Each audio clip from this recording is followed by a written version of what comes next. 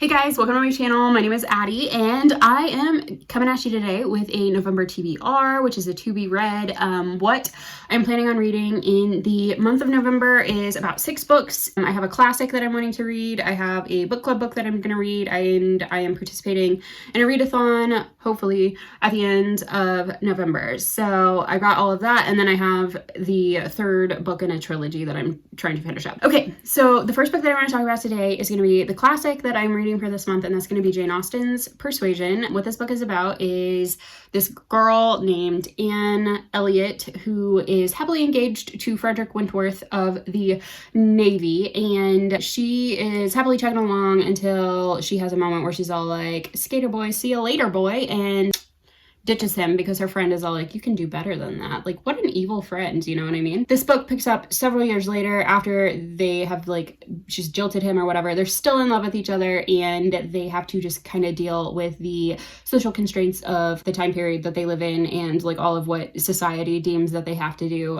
despite the fact that they are in love with each other and need to get married. I have read Pride and Prejudice several times, so I know it takes me a really long time to read Austen, but I also want to expand my Austen reading past just Pride and Prejudice. So this was a good book, and I've had it for a really long time, so I am excited to pick it up and actually complete it. I feel like I'm older now than I was when I first got into like a Jane Austen phase, and hopefully that will help me to, like, you know, at least recognize the social commentary and like also understand what is happening, because it's a little dense if you don't know how it works or whatever. So I understand why people don't like Austen sometimes, but I quite like Austen.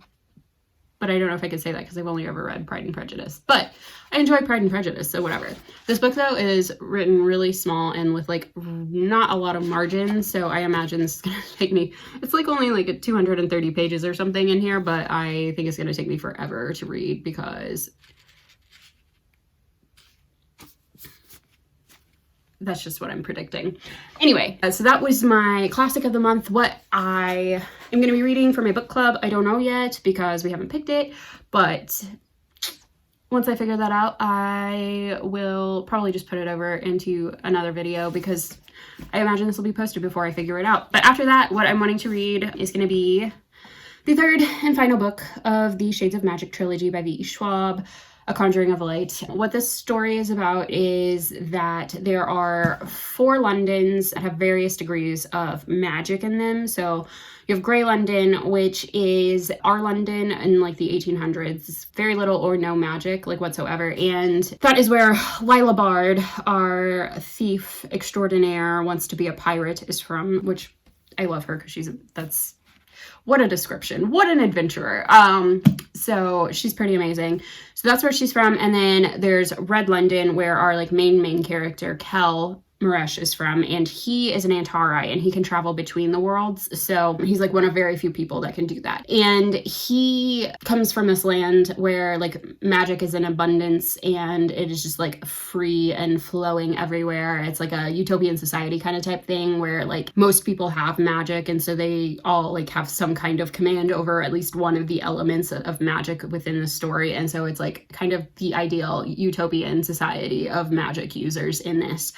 Next to that one is White London, which I think this is Holland on this cover. I could be wrong, but I'm thinking that it's Holland. And if I'm wrong, you know, just comment in the comments, whatever. But Holland is from White London, which is where magic is used pretty like pointedly. There's like amulets, and like it's very sinister, and you use it to like gain power and to like control things. And it is closest to Black London, which has been consumed by magic. And in this third and final book in the series, or in this trilogy, all of the main characters are working on stopping what has consumed Black London from consuming all of the other Londons. So I am pretty darn stoked to be reading this. I finished the first 2 books in September while I was driving like all over the country, going to like all of these different things and everything that I was doing all of September, and I listened to them on audiobook from my library. Unfortunately, the waitlist for both the ebook and the audiobook were like into next year for that. So I was like, okay, I really like the series, and I ordered the box set. So I got a cool poster and all 3 books, and probably sometime next year, like maybe next summer or something like that, I'm gonna go through and read read all of them over again because I listened to them on audiobook. I feel like I missed some stuff. So I think I will just enjoy it a lot more if I just go ahead and give it a like physical sit down read. And now I'm going to talk about my readathon books. What I'm participating in is the Buzzword Readathon by Kayla from Books and Lala, and this time she's having Gabby from Gabby Reads help her out. So that was super cute because her favorite booktuber is Kayla from Books and Lala, and she was just so freaking stoked. I was so happy for her that she's getting to host this readathon. So shout out to both of them because that's awesome. But what their buzzword for the Buzzword Readathon is numbers, and when they were announcing it and everything, I like looked over at all of the books that I need to be reading, and there were so many of them that just had numbers in them. So I picked 3 because I don't want to like overwhelm myself, but I imagine I'll pick up some more as I go on. The first one that I'm going to talk about, and I can't believe I haven't read this book, and it's like pretty wild because my favorite TV show of all time is Leverage, and what are the tropes in that? Found family and stealing stuff. And what is this book about? Found family and stealing stuff. So the first book that I am wanting to read before the TV show comes out, 6 of Crows. I have multiple times in my life tried to read this book and just had life completely undercut me at the knees and be like, you cannot do that right now. You have to go like be an adult. So I'm pretty stoked to have just like a week dedicated to reading specifically this book. Like if I do not finish this book in this readathon, I will probably just toss myself out the window or something like that. What do I know about this book? Absolutely nothing. I know the main character is Kaz Brecker, and that on the front of it, it says 6 dangerous outcasts, 1 impossible heist. That's all I need to know to be interested. So that is my first book for the readathon that I'm pretty excited about. Okay. So the second book that I'm wanting to read for the Buzzword Readathon is going to be The 7 Husbands of Evelyn Hugo. What this book is about a girl who is a journalist who gets the opportunity to interview Evelyn Hugo, who is this old-time Hollywood starlet who has been like reclusive, and it's like this really prestigious interview. And so she's like, why did I get this interview? Because she's not a big name, she doesn't work for a big publication or anything like that. And so she goes and she interviews Evelyn Hugo, and as Evelyn Hugo's life like comes out, they find out that they have like some things in common, and that's why she got this interview.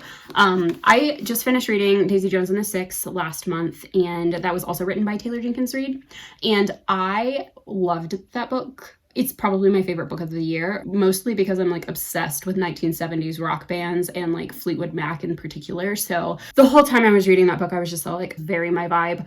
So that book was freaking amazing for me, and so have been hearing all of the hype for this one, and there's my opportunity to read it. So this was originally on my October TBR, and when they announced this readathon, I was like, I don't think I'm actually going to get to it in the month of October because of all of the other things that I'm having to read. And so I just moved it on over because I was like, there's a good opportunity to just stick something in somewhere else and not have to be stressed about trying to finish it. And pretty excited about it. The next and final book that I have already decided that I'm going to read for this is going to be The Last True Poets of the Sea. This is a book set in Maine, and that is basically all that I know about it, besides the fact that it is absolutely friggin' gorgeous. And this is by Julia Drake. I don't know if this is her debut novel or if she has other novels. I will probably look that up later, but it just looks so my vibe.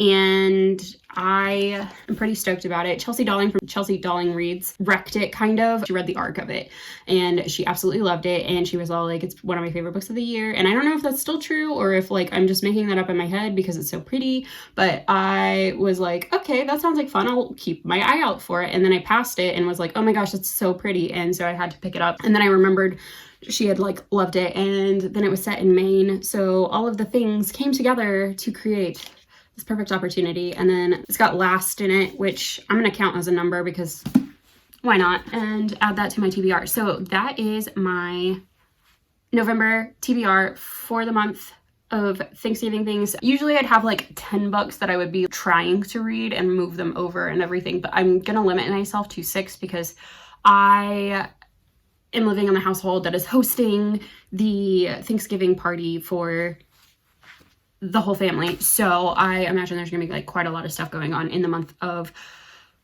November. But other than that, if you like this video, go ahead and like it. If you really liked it, subscribe, and thank you for watching. I appreciate you all, and thank you for being so welcoming with my first video and everything. I super appreciate it, and I will be back at you later. See ya. Can I breathe? No, breathing is for people that don't live in Oklahoma.